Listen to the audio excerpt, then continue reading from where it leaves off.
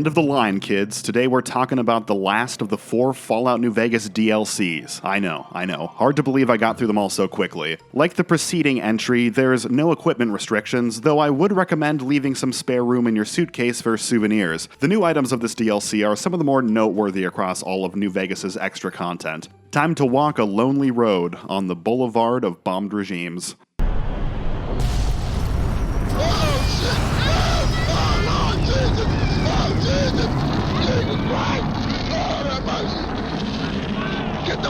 Lonesome Road sees the courier cordially invited to cross the Divide, a bombed-to-shit hellscape roamed by unknown, shadowy monsters from which no man has returned, where the very air cuts through skin like butter, which raises the question, is there a big casino with an old man and no gold bars in its vault? Because if so, been there, learn to let go of that. No, actually, this is a fresh hellscape, and in lieu of a bomb caller motivating us to press onwards, our motive this time is a bit meta. There's this other courier named Ulysses who has had run-ins with the various villains of the previous DLCs, Father Elijah, the White Legs, and the Think Tank, and he basically sends the courier a message saying, I know you've never met me before, but I'm waiting at the other end of the Divide, why don't you walk across it and come kick my ass? Lonesome Road drops the pretense that we need to trap the courier in a location and force him to participate in the dangers of the DLC, and this is in fact the only DLC that allows the player to return to the Mojave Wasteland without completing it. It kinda drops the pretense that we need to give the quest any motivation at all, beyond seeing the new content and filling our experience bar. At various points in Lonesome Road, Ulysses will hijack your robot companion Eddie and use him as a walkie-talkie to converse with you. During your first exchange, you can tell him, I'm not planning on following you into the Divide, and his response is basically, yes you are, because you bought the DLC.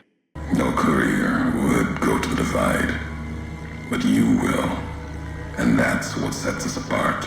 Given the grand scope of Ulysses' plans, and how many factions and lives are on the line, I think Lonesome Road would have benefited from showing their hand a bit earlier. Let us know what he's up to so we can hop into the action to either stop him or join him. It's no secret Ulysses serves as a self-insert for Chris Avellone, one of the writers for the New Vegas base game and the lead designer on all 4 of the DLC. Obviously, the voice actor has a very commanding presence. I actually laughed out loud at the perception requirement of 6 to confirm you don't recognize his unbelievably distinct voice. But for someone who's supposedly walked the same roads I have, seen the same sights I've seen, tangled with the same dastardly foes that made the previous DLCs so memorable, Ulysses is a huge letdown to interact with. That's because instead of your interactions revolving around your mutual acquaintances from Zion National Park and the Big Empty, Ulysses just bitches about how once upon a time, you pulled a Cole McGrath and delivered a bomb without knowing it was a bomb, and inadvertently blew up the once prosperous society that lived in the Divide. Giving the courier a backstory is a tightrope walk that doesn't really succeed. Clearly, the writers didn't want to step on anybody's role-playing toes. It's not going to make a whole lot of sense if you're running a confirmed Bachelor build when Ulysses reveals he called you to the Divide because you fucked his mother. At the same time, the writers still need to contrive some half-decent reason for Ulysses to be hyper-fixated on you and want to beat you over the head with a flagpole. Since his anger is so misplaced and irrational, it makes his other philosophizing harder to take seriously by proxy. And it's not just your robot he's hijacking to talk to you, he's hijacking the pacing. I recently did a playthrough of BioShock, and I think it's got the strongest audio log game in the business, and the way it plays into the gameplay loop is even sweeter. If you can forget the hacking minigame, which I know is like asking someone to forget the Titans, BioShock's gameplay loop is very engaging. Get in a big firefight,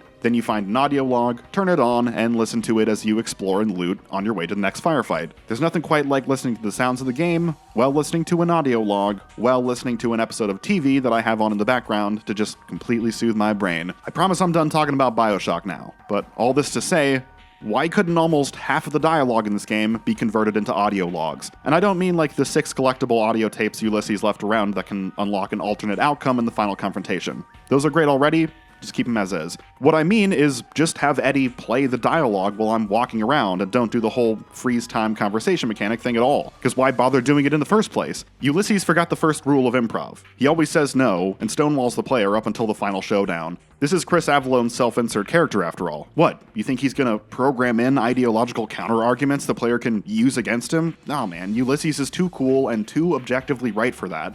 Duh. The back and forth is pointless. In essence, he's just punching up a stream of consciousness manifesto to himself, so just make it all an audio log. And Eddie stops the game to play you literal audio logs, with your only responses being cute ones to show you care about the little iBot, or rude ones because you played Fallout 4 and you're burnt out on feel bad for robots shit. She's only made a code, she's not real, fuck her. Why not just play this dialogue through Eddie when I hit a trigger in one of the more peaceful, exploratory portions of the Divide? It's certainly something the engine is capable of, and done before to great effect, like when Father Elijah radios in when you first enter the Sierra Madre proper. This is what the old world stood for, even with bombs about to rain down on them. Now, look at it. Beautiful now its guests are all dead. Better this way. Quiet. How the Mojave should be. Speaking of exploration, let's talk about the real star of Lonesome Road. It's not Mr. the Bear in the Bowl, it's the Divide. I'd say all of the DLC content for New Vegas is a step above the base game when it comes to visual design, and despite being set in an obliterated nuclear shelling ground, Lonesome Road manages to be the most gorgeous of the four. I also found the level design superior, introducing lots of verticality that meant I got to incorporate more tactics with my equipment. It was a refreshing change of pace in a series that typically boils down to send as much damage downwind as possible until everyone's in melee range, then trade blows. Now I'm thinking of vantage points and ledges enemies might take an untimely tumble off of. The road part of Lonesome Road might lead you to believe it'll be a linear experience, but there's a surprising amount of detours, alcoves, hidden nooks, and crannies to explore. Again, these make excellent use of the map's verticality, with some hiding in plain sight and only necessitating some clever navigation of the surrounding rubble to scrabble your way up to. All those years of trying to jump up a mountain in Oblivion have prepared me for this moment. In addition to Ulysses logs and Ralphie posters to collect, there's also undetonated warheads scattered all over the Divide. 30 in total that you'll need to set off with a laser detonator to get your hands on that All Achievements accolade. Be sure to turn your kill cam on for this DLC, because every time you set off one only to snap zoom on some poor fool who happened to be in the blast radius, hilarious. I highly advocate for warheads over objects like blue coins from Mario Sunshine. They are much more primally satisfying to collect in a jingling car keys sort of way.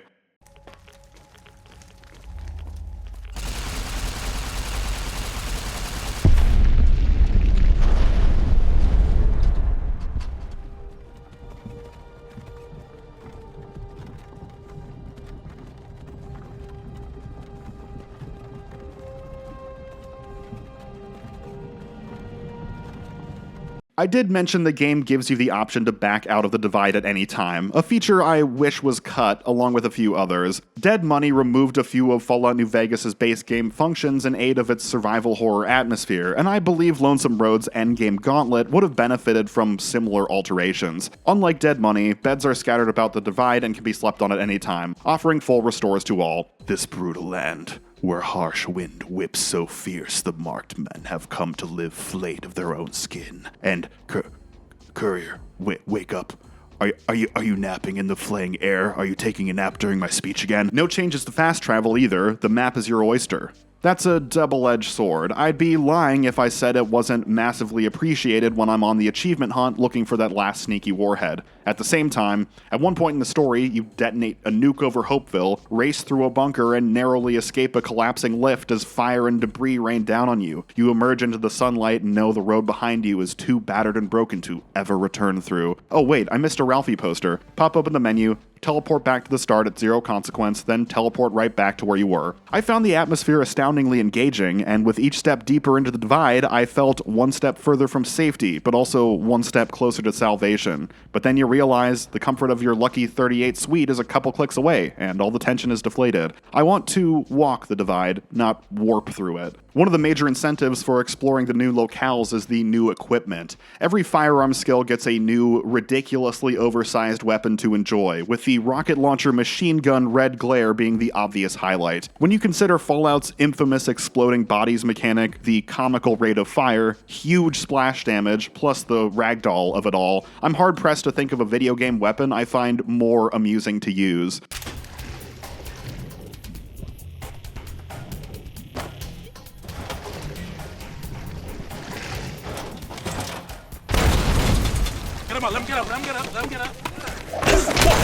I will admit being on the receiving end of the red glare is no picnic. It only happened once in the entire DLC, right at the start, and it's, oh my god, it's like the world's ending. On the smaller scale, Lonesome Road also introduces flare guns and flashbang grenades, both to be used against the new enemy of the DLC, the Tunnelers. Tunnelers are gross little reptilian humanoids who will endlessly harass the player in underground sections of the Divide. Better scared off than fought outright, or so the game claims. The flare gun serves its purpose well enough. Shoot a tunneler, it sets it on fire and scares it away. But since this is New Vegas and the AI is perpetually silly, rather than scamper back into the dark from whence it came, they sort of just run 30 feet away, then sit there politely. Might not be so noticeable if 1, they weren't covered in glowy crystal bits, and 2, they weren't actively on fire from being hit by a flare gun. The flashbangs seemed far more fiddly. Supposedly they will terrify the creatures and scare them off, so I whipped a few into a crowd, at which point they all attacked me with the courage of Joan of Arc. Back on the bench with you, flashbangs. One day, you'll be as useful as you were in Resident Evil 4. One day.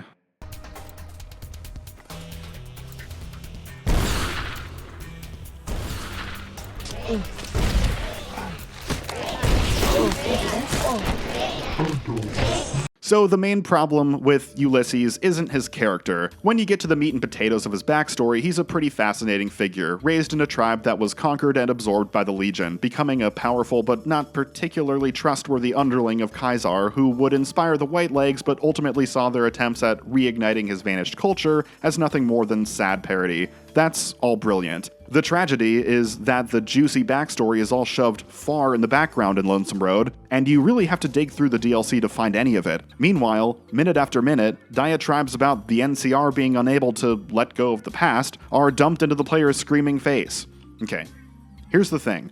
Not being able to let go of the past is something New Vegas has covered before, and covered a lot, and covered very, very well. So if you're gonna do it again, it better be really good. Lonesome Road went to all this trouble to digitize the creator of the 3 preceding DLCs and bring him into the virtual world, only for him to espouse teaspoon-shallow platitudes masked with overly cryptic dialogue. Well, you know what they say, never meet the digital avatar of your heroes. For what it's worth, Ulysses' final plan and the player's final choice are both appropriately climactic. Unsatisfied with the way the post-war world is taking shape, Ulysses is going to nuke the NCR supply routes through California, let the Legion destroy New Vegas, and then promptly collapse in on themselves, effectively ending society on the western coast. And he's going to kill you, because the society he put his ideological faith in was destroyed, and even though you were only tangentially involved in its destruction, he has vindictively chosen to focus his ire on you.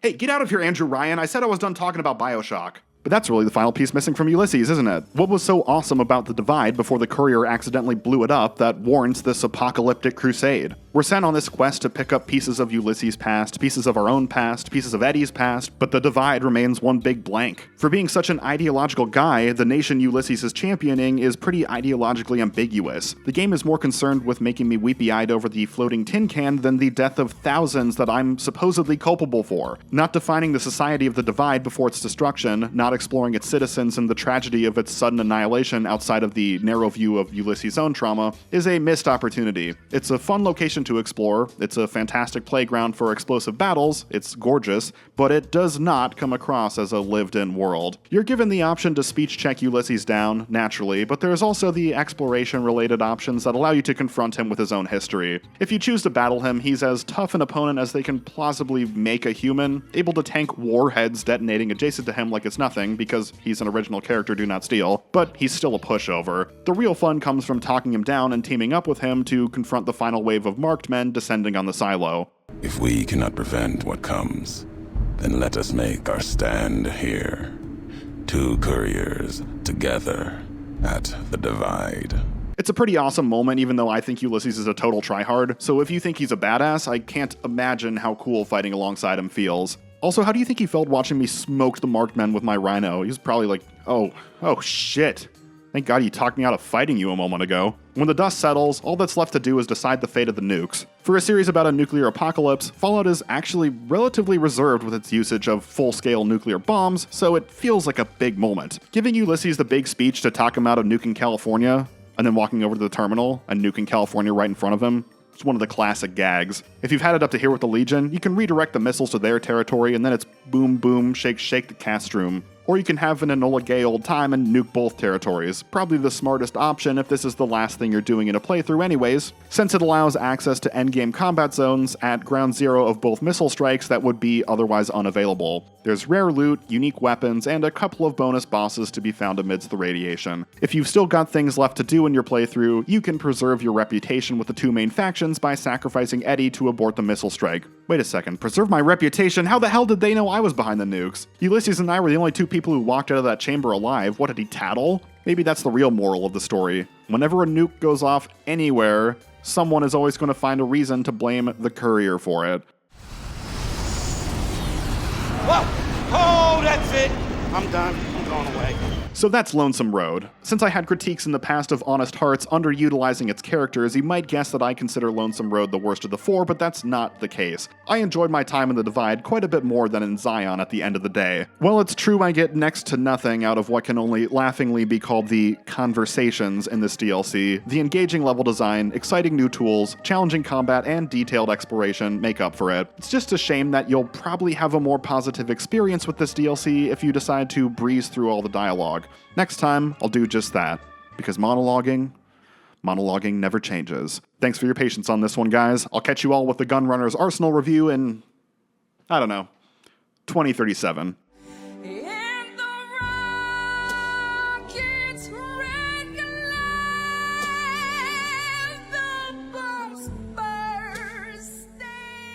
Special thanks to my Patreon supporters. Just started that this month, and it's super, super appreciated. The next retrospective is on Game of Thrones. Maybe we'll do a Q&A at 20,000 subs. I've been streaming on Twitch on Sundays. That's all for now. Cheers.